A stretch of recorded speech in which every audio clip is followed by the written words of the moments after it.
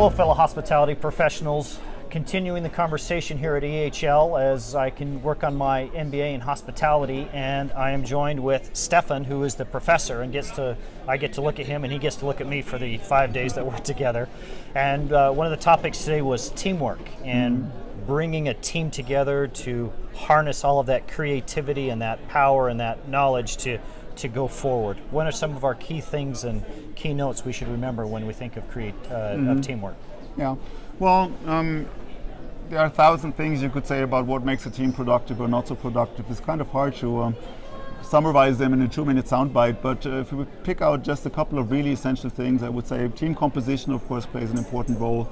You want to have the right people with the right skills, the right competencies, the right backgrounds on your team, given the nature of the task that the team has to work on. Another topic is, should the team be homogeneous or heterogeneous, diverse or not so diverse? That depends on what you intend to do. If it's a rather routine task the team works on, then maybe a homogeneous team is quite good. If you want to be creative, generate innovation, diversity will generally lead to more creative ideas and more creative and innovative outcomes. Last but not least, you need to manage team processes. Regardless of what the nature and the composition of the team is, it needs to be clear what the objective is, what outcome you're trying to reach. You need a minimum amount of structure, of rules that all team members can subscribe to and that fosters the productivity and effective working mechanisms in the team.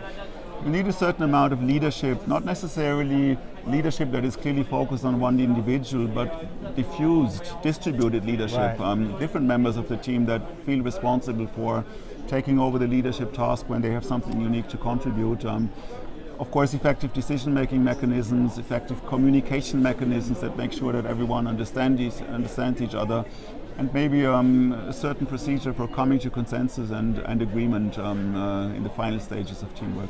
Yeah, it's interesting you mentioned all that, and then I remember one thing you mentioned about when you have remote teams, whether that be one in America and Europe and in Asia, so forth, was to make an effort to bring all of those team members together for the initial meeting and for the kickoff, and then redisperse the team back, because then the productivity goes up because they all know each other and they'll be able to create that bond. That's correct. You're talking about the special case of virtual teams that are not physically co-located, that are in different locations around the world and might only meet each other via Skype meetings or in conference calls or things along those lines. In that particular case, research demonstrates indeed that the productivity of such teams can increase if they have made at least one initial personal physical encounter where you get to meet people, you see their real self rather than just a profile picture on Skype, and you just create a little bit of initial trust that will then help smooth the ongoing team process.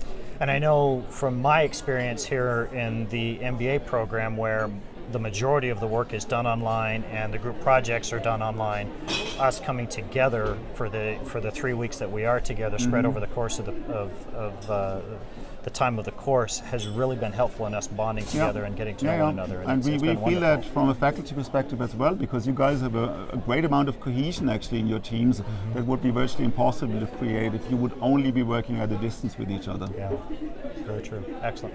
Thank you, Stefan. Thank you.